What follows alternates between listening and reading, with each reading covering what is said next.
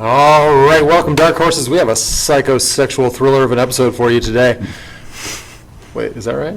Yes. Yes. Oh, man. Thiago has joined us. We started well. Thiago has joined the chat. Hello. Yeah. It's great to be here. Yeah. Well, so how about you introduce yourself? Let the people know who you are. All right. How should I introduce myself? You want Who are you? Name, rank, serial number, Yep. and how you started jiu-jitsu. Oh, that's a cool story. That goes back a long time. Yeah?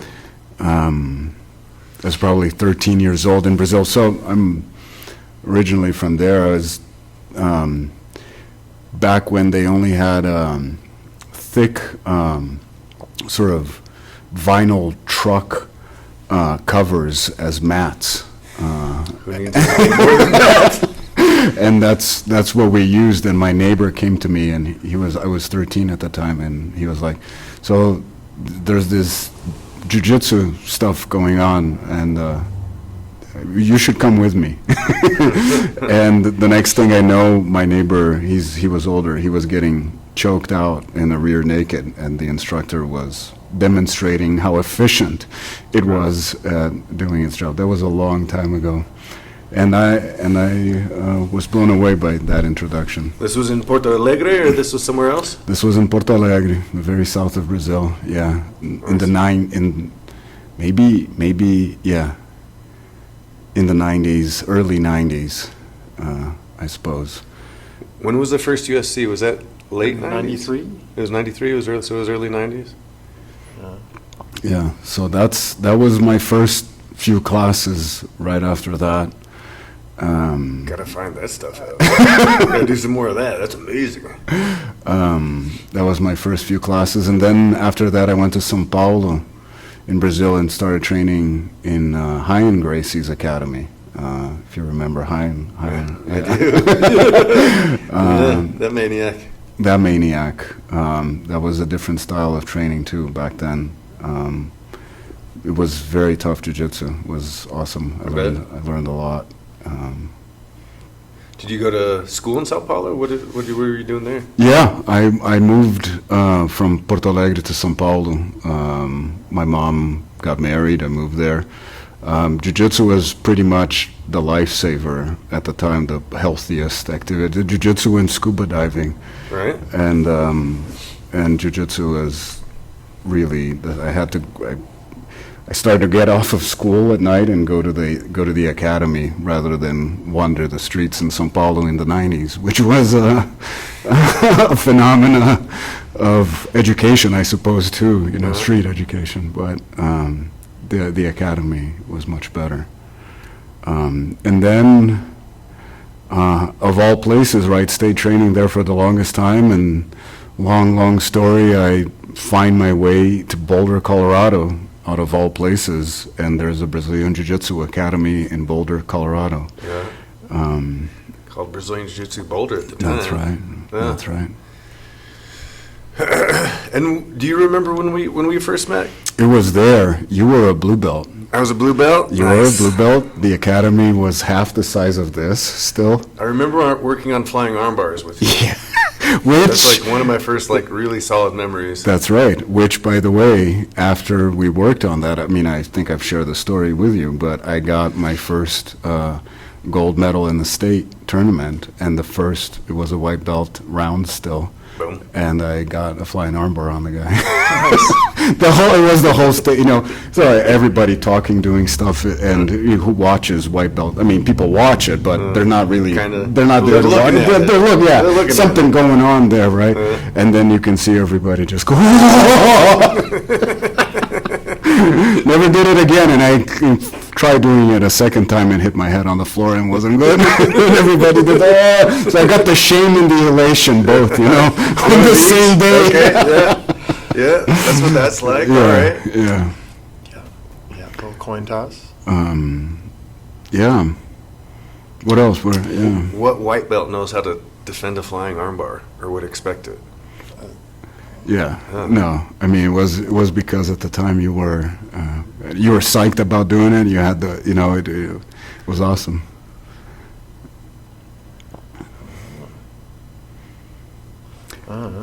So, Well, yeah. you said it was a different kind of training back then. So different in what way? Different. Well, I remember Hyan would walk into the mat with big boxing gloves, and the whole academy would be lined up, and there was a lot of people, and it didn't matter your belt. He stopped whatever classes were going on, and sometimes there were multiple classes.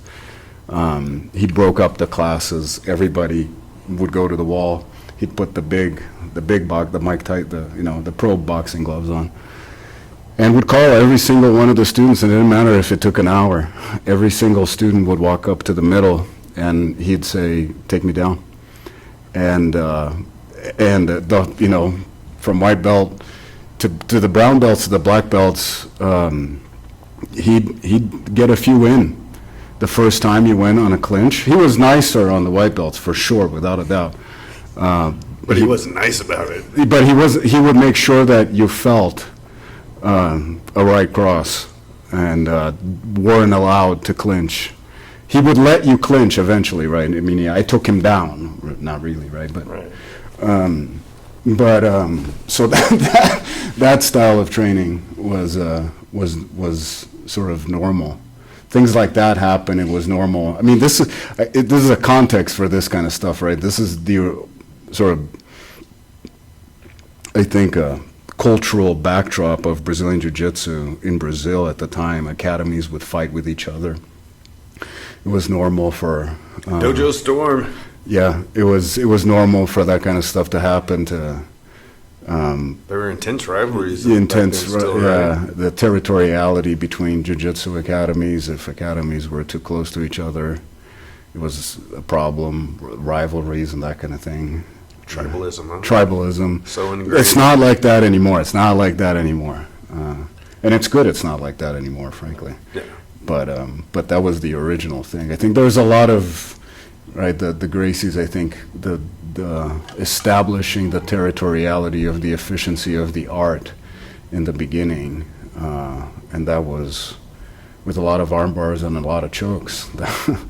And they did that to every other martial art, and then amongst themselves, and sort of until the thing kind of established, which is where it is today. No. Yeah, it seems like there was even back when I was starting, there was a huge premium on toughness, Mhm. on like being fight ready.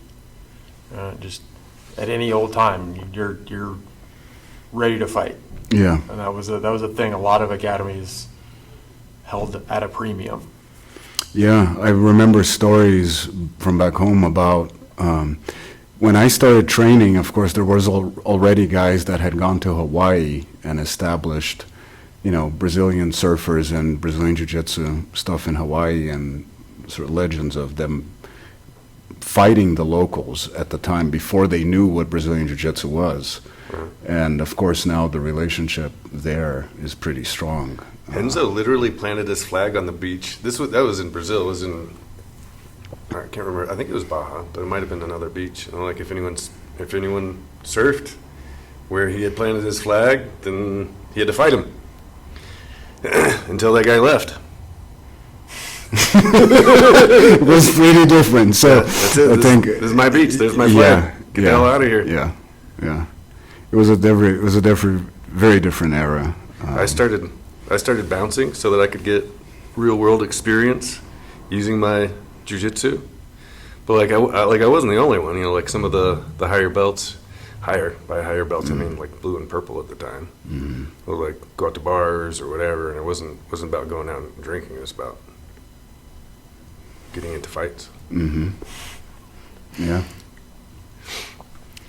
So that's, I'm not sure if I've completed the introduction there in a way, but yeah. Do you remember your original master instructor's name? Well, before Hyan Gracie, I don't remember his name. Mario something. I only spent like a few classes with him. I was very young, and then very soon after that, I went to São Paulo, and then so 13 was about the introduction, and then 15, 16, I started at Ryan's Academy, and then kind of stayed there for a You while. said Ryan.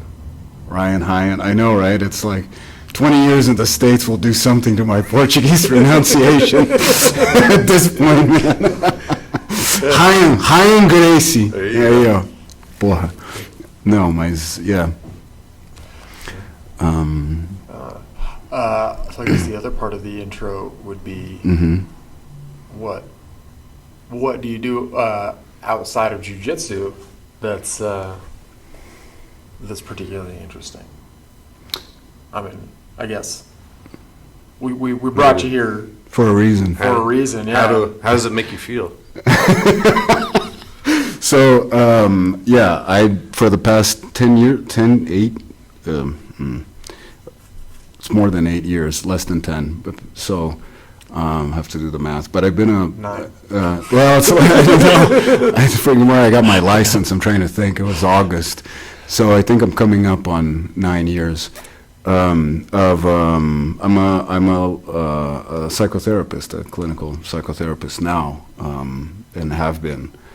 And yeah, me and Professor Dude here have spent a lot of time talking about the correlations in my experience of sort of a lot of the evolution from this porrada, strong porrada, tough mentality, right, that we're talking about, to I think the true power and therapeutic benefits that Brazilian Jiu-Jitsu can have, and what I've come to experience as, I mean, there's so many ways to explore that theme here, I guess, but as a clinician, as a mental health professional, there's all sorts of, I think, things that happen to folks that make them stuck in their anxiety or stuck with a certain kind of energy. And Brazilian Jiu-Jitsu has an access to something very primitive in the brain in terms of it enabling a capacity to move something very unique, and it is Brazilian Jiu-Jitsu, so it's not like, yes, martial arts and breathing and meditation and these things, but BJJ has something, I think, very unique to it, and I pursue the integration of those two things. Now during COVID, of course, it's not pursuable, but very much pursue the integration of a type of Brazilian Jiu-Jitsu practice that can help people. I know I've experienced it firsthand. Probably all of us have the therapeutic benefits of jiu-jitsu. You're talking about the primal. I was like, well, being choked triggers primal fear, and kind of pushing yourself to exhaustion kind of triggers like some animal, whatever. But then it's done in a safe environment, so it triggers fear, and you have to face your fears, and you have to learn how to control them, not let them drive you over time. But you get that stuff up and out. You can't hold on to your anger, your frustration while you're training. Otherwise you're going to be really bad at jiu-jitsu because you're not in the moment, because you're thinking about whatever, what someone said or whatever's bothering you. You have to release it. Yeah. I've seen huge benefits for those folks that have big stressors, and I'm sure you'll speak far more to this than I do, but I mean up to and including traumatic stressors, and jiu-jitsu can feel very comforting for some folks because it's not soft. You're not being coddled, right? Here you are, capable, and you are a capable agent, but you are in a place where you are in control of the situation, right? You can choose to ramp up your outside stress a little bit at a time, and then you can bail out at any point. And so I've seen a lot of people really benefit from like what's essentially like exposure therapy. Going, okay, well, I'm gonna dip my toe and be okay, and then a little more and be okay, and a little more and be okay. And the more people, like the more they roll, the more they get into their jiu-jitsu, and the more they kind of trust their school and their training partners, the more benefit they get. Because like, hey, there's awesome clear boundaries, and within these boundaries, I have full agency, and I am very capable, and nobody's going to take it easy on me or treat me like I'm, soft or broken. So yeah, I mean, I'm just anecdotally, I think there's huge benefits to jiu-jitsu specifically.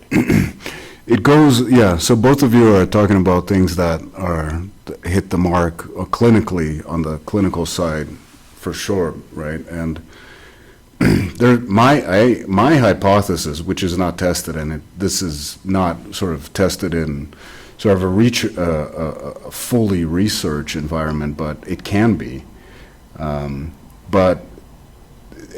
This is sort of goes into a lot of down a pretty big rabbit hole here of technical biology, but it's sort of like both of you are touching on it in the sense of like safety, feeling safe in the container of the training, of the mat, of being able to come here and explore physics, right? Gravity, like exploring the balance of tension, efficacy of a move, right? So it's like, why in jiu-jitsu, it doesn't matter how hard you push, what matters is the leverage and how you position yourself in the leverage. Okay, so, right, if a white belt's listening to this, they're, what, just, but it's sort of, right, in order to get to that place where you're not using the muscle power, to the place where you're actually positioning your body in the place where the leverage takes over the dynamic, and the technique wins. There's a tremendous amount of neurological activity that happened. That's actually relaxation, efficiency, right? The between muscle tension and feeling the other person. So there's sensitivity happening, proprioception happening. And on a nervous system level, you're not responding out of place of fight or flight. You're actually thinking. Right. You're thinking, right? This is why, anecdotally, back home in Brazil, xadrezinho, when you're playing jiu-jitsu, chess, right? It's chess, because I remember sort of one time, one of the most memorable roles I've had, which is why I remember it. I think for 5 or 6 minutes, me and this guy in Brazil, purple belt, we stayed for the 5 minutes right in the beginning, re-gripping. Because he would grip and we kept countering each other. And that's right. Right? And it was for 5 minutes. And it would sort of start going in a direction, and one would reverse and counter, and back it start. We kept going back to the beginning over and over and over. And that's an old match of mine, and it's encoded in memory for that reason, because he was less interested in using power, and so was I, and I really wanted to get the technique to work, and by the end of it, we were like, man, that was awesome, because we were so invested in trying to get the chess to work, to get the technique to work. And so that regulation of the fight or flight, inside of a safety space, that, because you're going to get the full body weight of someone, right? You're going to get the full power, full thing. Like striking as boxing is sort of bananas when you compare, right? Staying there and just like boom, boom, right? I mean, that's where this is nothing bad about boxing. I mean, I love it, but for the purposes of our conversation, it's down-regulating and learning to modulate the fight or flight like that in a place like you can tap out any place and you can play with that, that's unique. That's a very unique thing. And very powerful, I think. Yeah, I agree completely. I think that's the superpowers of jiu-jitsu. Right? I mean, judo has grappling techniques, and there's traditional Indian wrestling that has a leg lock system that's very similar, or there's things that are technically very alike, but the way we train and the culture and that buildup of skill, I think, is fairly unique. And I make the analogy all the time of like learning to drive, right? And when you're first learning to drive, you're looking like at your bumper and just 6 inches out in front to make sure you don't hit whatever little thing. And then your vision kind of expands, and all of a sudden, you're cruising down the highway at 75 with an arm out the window, having a conversation and looking at the mountains, and everything's happening, and it's all kind of automatic, but you built that up through stress after stress after stress after stress after stress. But then, because you lived in it, it's usable to you. And so your jiu-jitsu is the same kind of way, where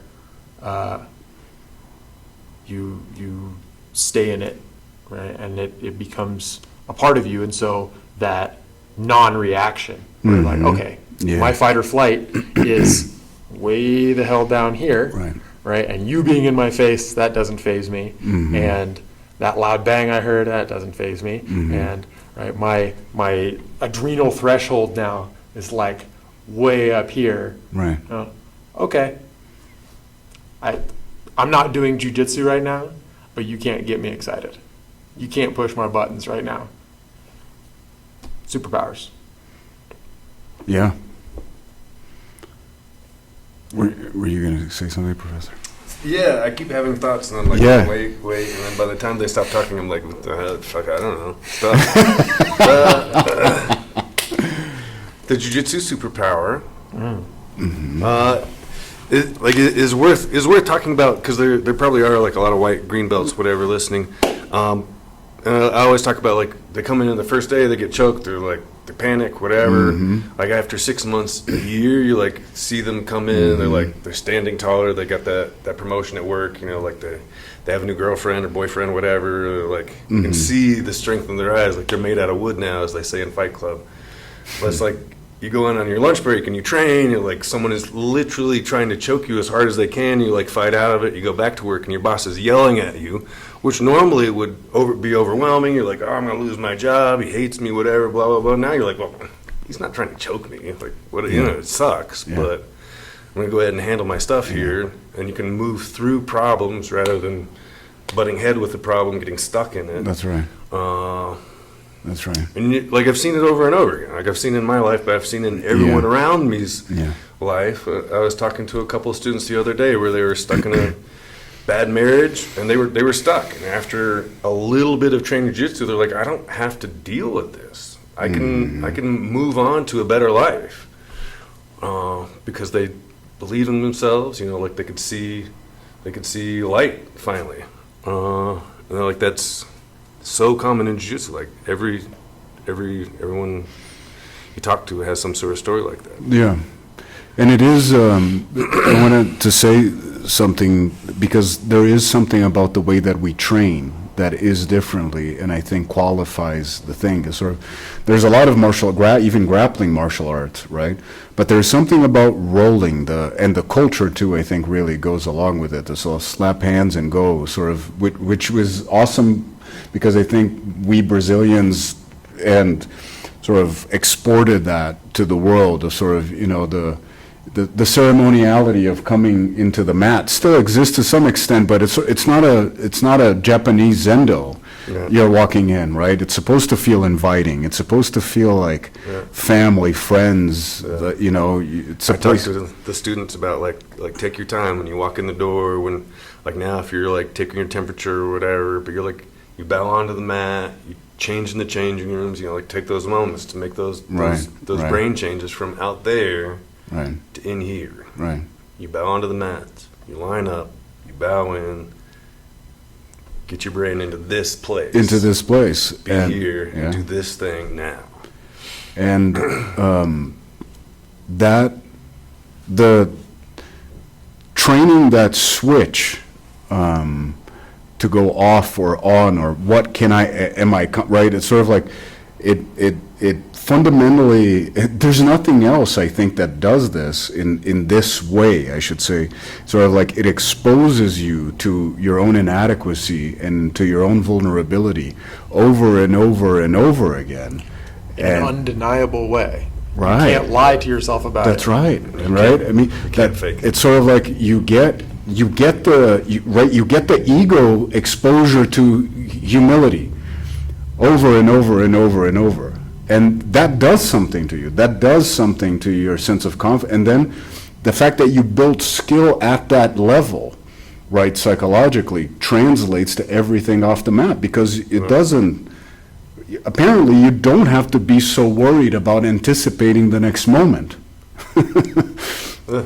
That does something to neurological load, right? Psychologically speaking, if you walk around the planet not thinking that the gorilla is going to jump you, whatever the gorilla is, right?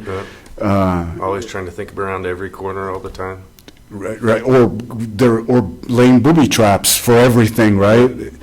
That whatever is going to happen, you're probably going to manage, short of bad catastrophic things, which, well, okay, then it's going to take us all out anyway, but you can manage. And that kind of, the buildup of that confidence and self-esteem, I mean, that's going to get self-esteem, feeling a sense of control in your life, like all of those things that heal people. They heal. That heals depression. That heals anxiety. That heals, anxiety doesn't really heal, but, in pathological levels of anxiety, right? The stuff that alleviates, and PTSD, right? You can get someone to stop being symptomatic. So it's very powerful stuff, actually. And I think a lot of it untapped, too, in this realm of sort of in the way we're talking about. I think that's I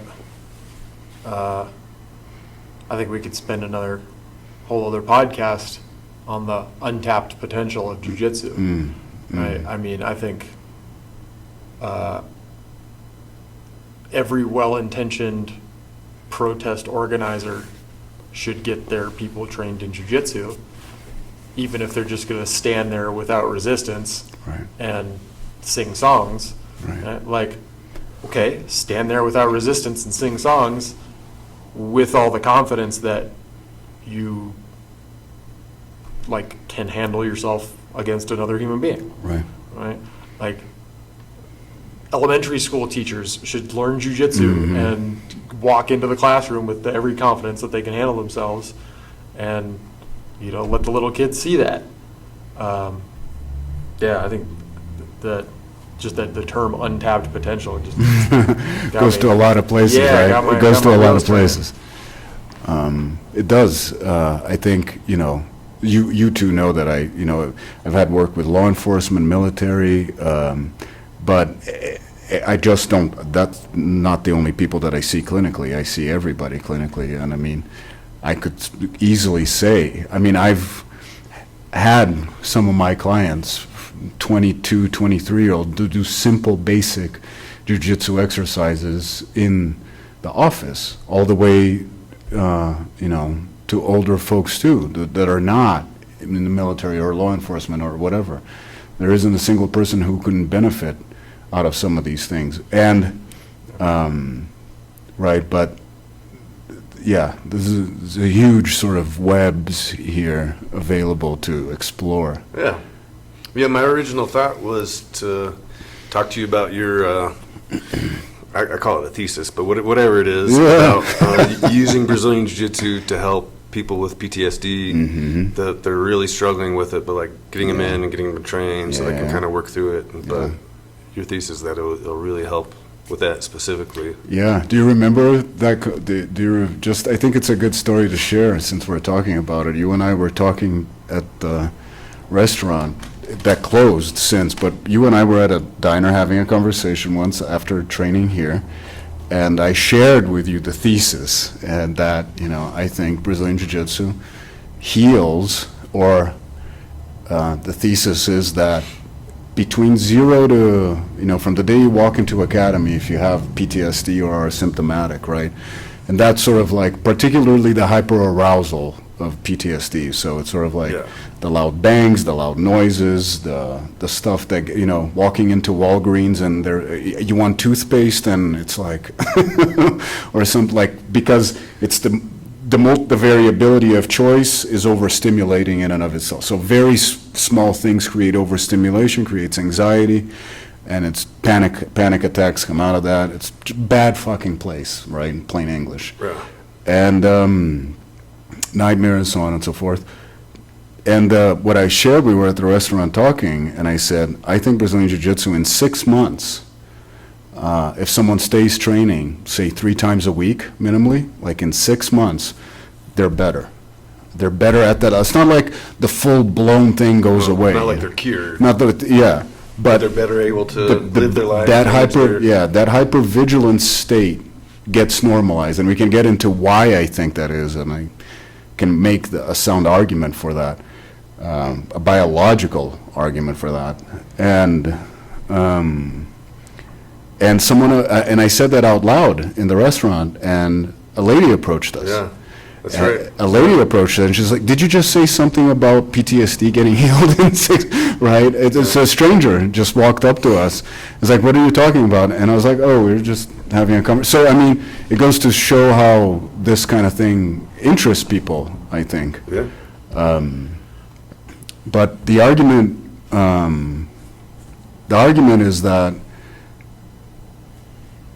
trauma, the way that we're talking about, or trauma defined by the experience of perceived helplessness, right?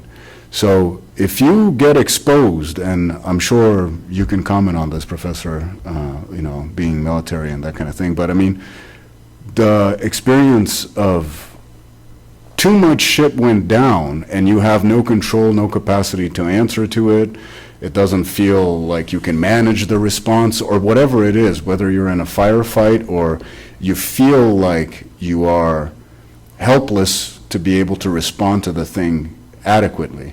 And particularly when that happens just once, it's one thing, right?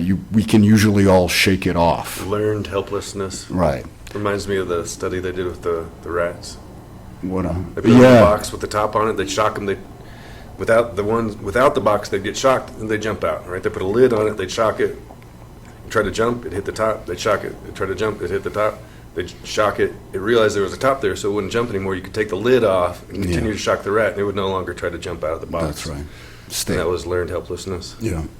And so trauma produces a state of stuckness, right? Trauma, like chronic trauma, a nervous system that gets regulated around that kind of experience will stay stuck. And it will stay, and it'll impact people's lives.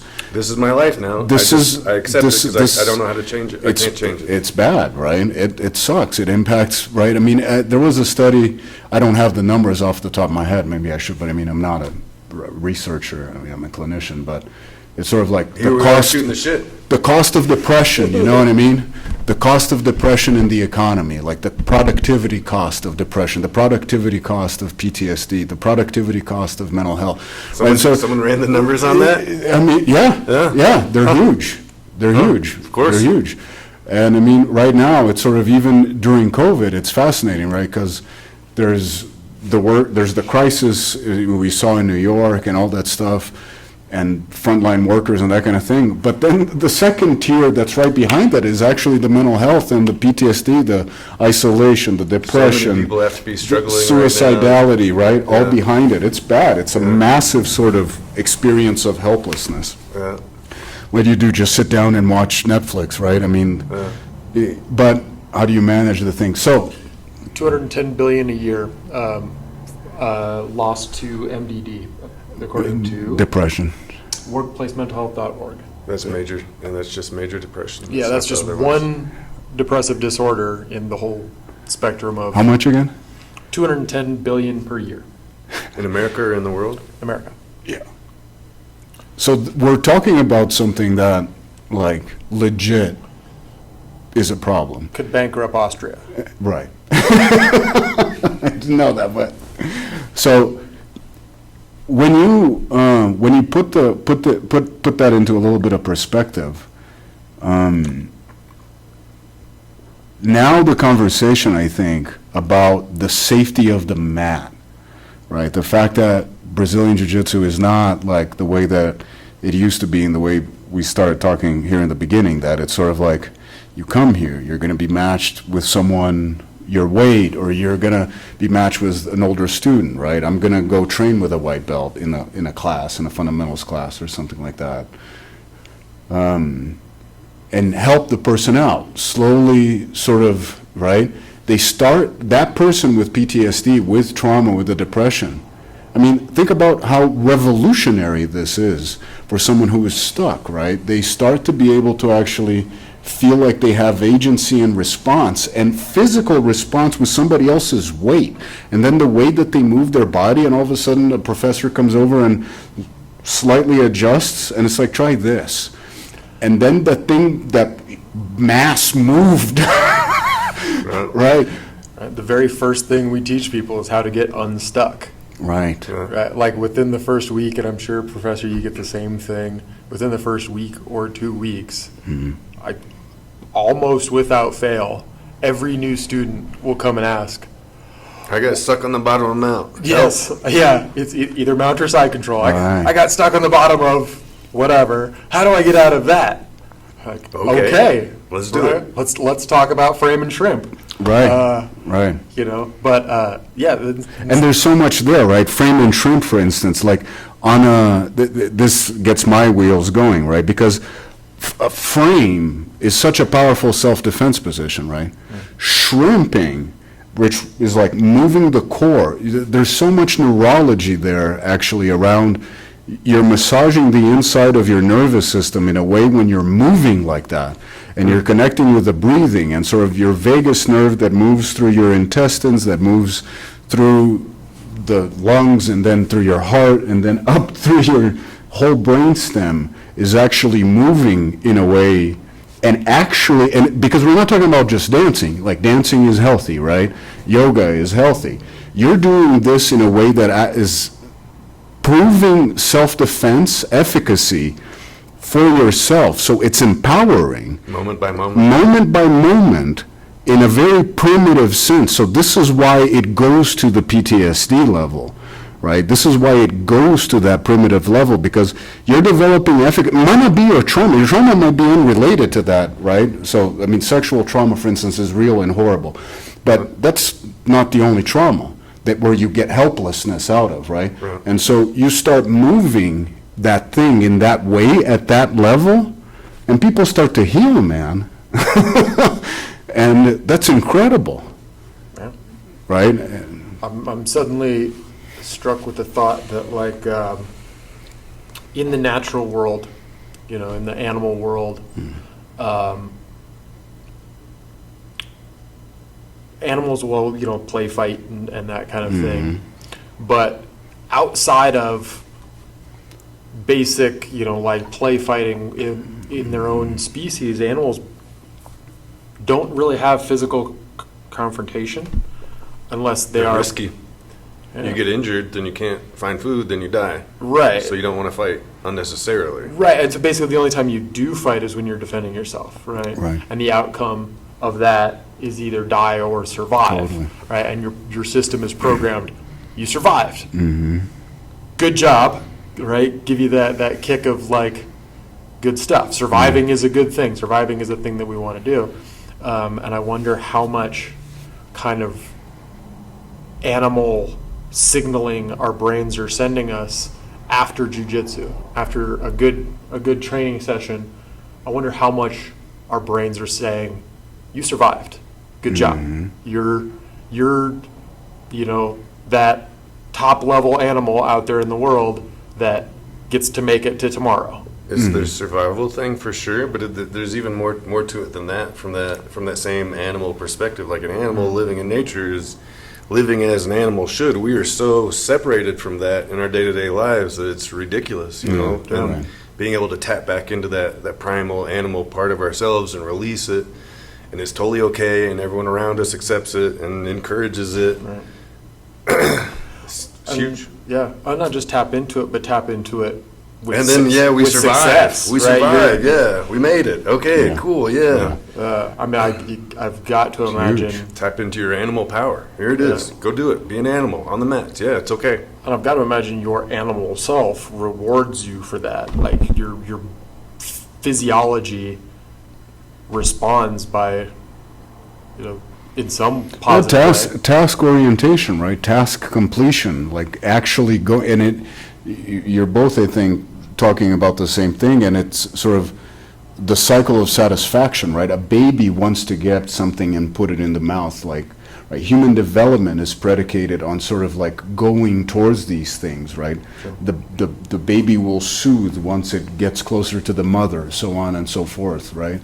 And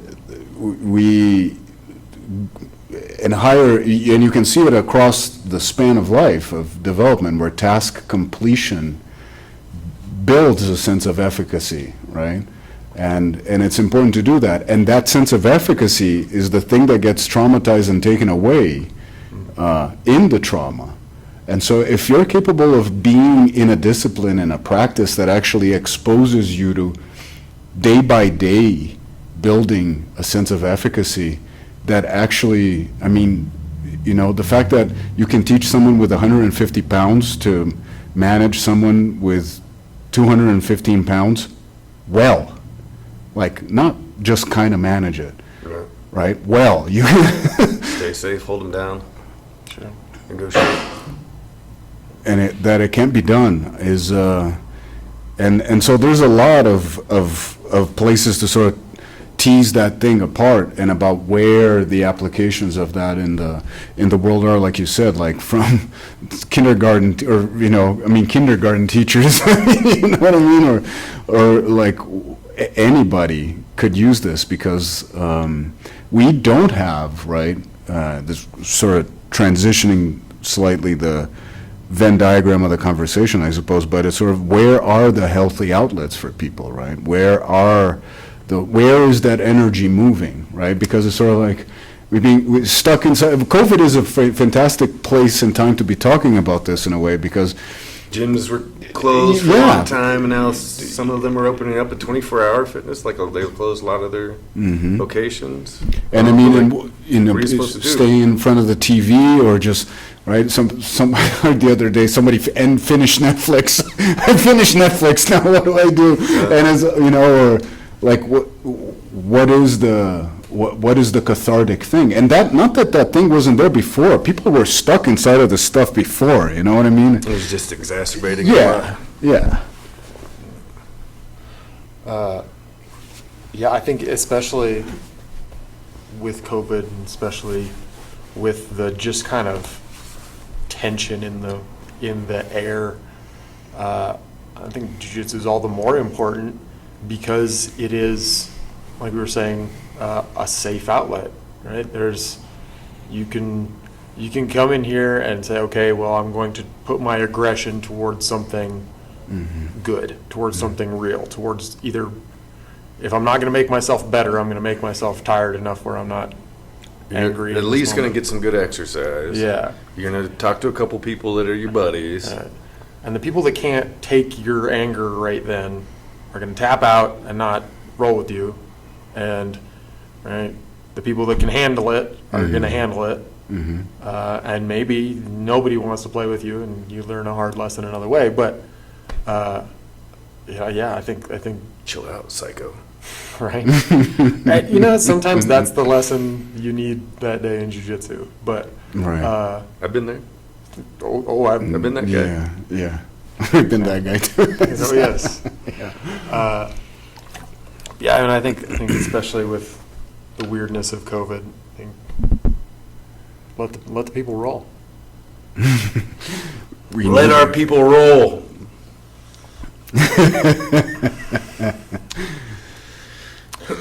T-shirts available on darkhorsecombatclub.com.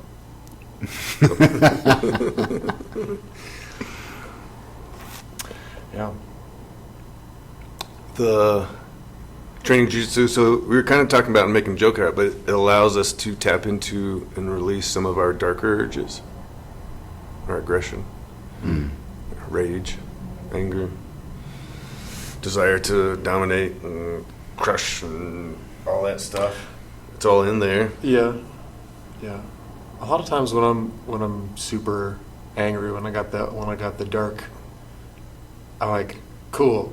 I'm just gonna bite whoever's coming after me, and then like I grab a hold of them, and it's like one good push. I'm like, oh yeah, that's not fun. Being mad sucks. Yeah. All right, well let's play this chess. See. Yeah, I feel like I'm older now for sure, but I feel like I've trained jiu-jitsu for so long, so consistently that when I started training, I had this huge ball of rage, and it was just never ending. I mean, I could train, and I felt completely empty afterwards, and go home and sleep like a freaking baby. But the next day, to be back, and I had to like release it. Like at this point, like I don't have the rage anymore. Like it's gone. Like I still get frustrated or whatever, but I don't have this internal ball of rage that never goes away because I train too consistently. If I am really frustrated and I do roll, it's not good. I don't move well. It's not efficient. Yeah. I'm like, this is just bad jiu-jitsu. Yeah. Petcock. Huh? Right now? No, a petcock is a release valve on like Yeah. big pressurized containers. Petcock. Yeah.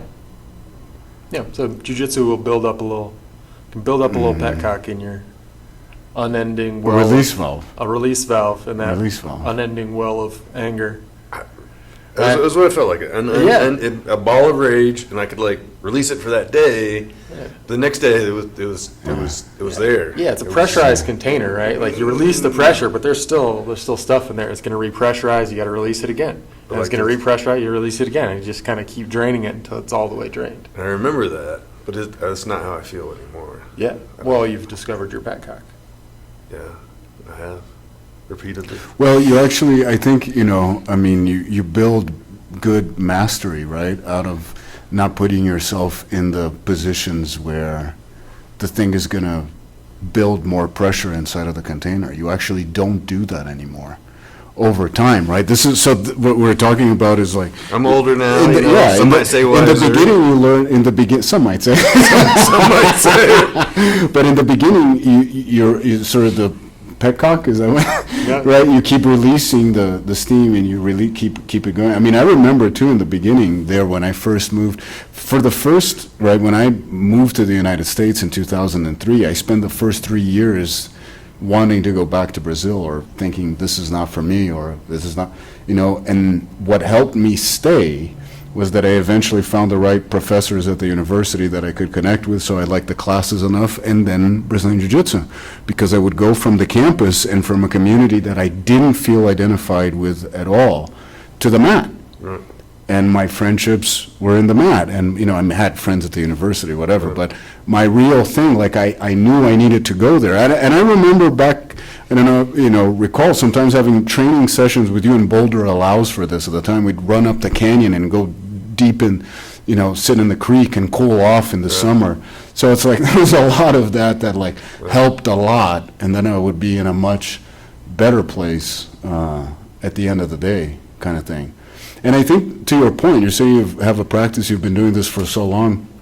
I heard immediately after, the police issues and George Floyd's murder and all this stuff.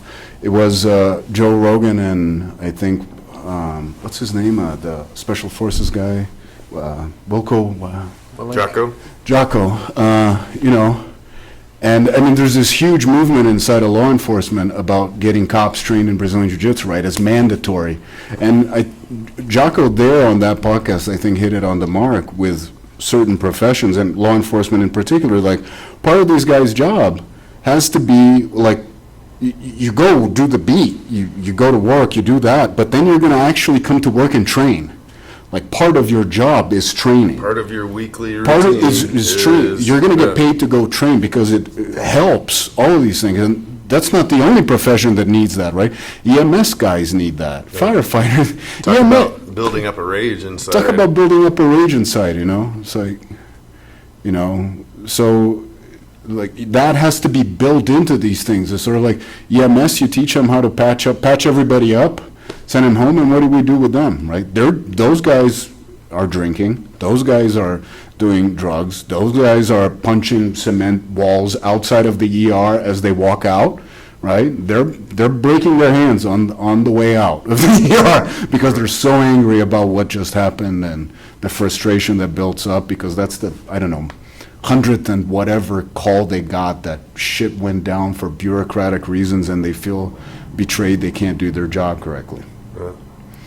Right? So we don't have these things built in to support people. We do something else or hope that they manage or something. We don't, in any way, in my opinion, we don't set them up for success, I think is what I'm saying.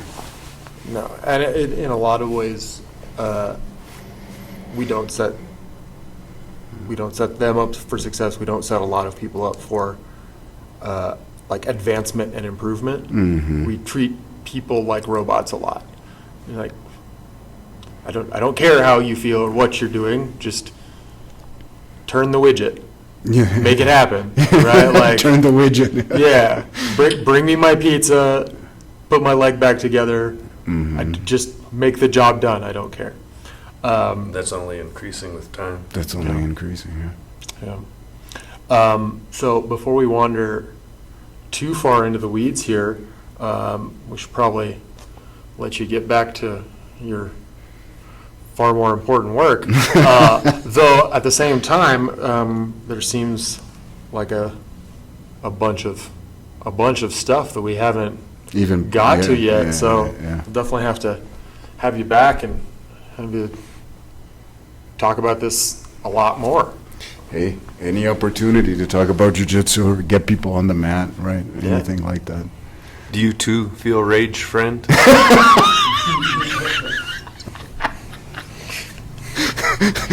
Call this guy. There's hope. There's a hope I for made you. it. I made it through.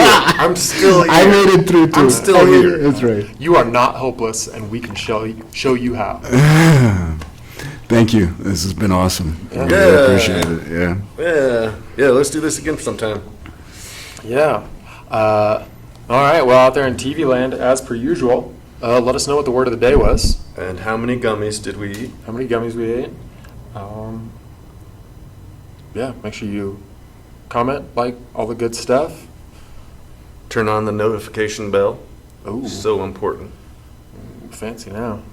Oh, you guys got this down. Yeah. This is scary. I believe the phrase is "fake it till you make it."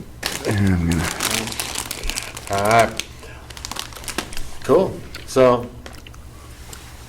Professor Charles, thanks for coming out. yeah, thank you. Thiago, it's been a pleasure. Let's do Been this a pleasure. again. Thank you. Dark Horses out there, thanks for watching. Let us know if you have any questions, anything you'd like to see, anything like that. And catch you next time.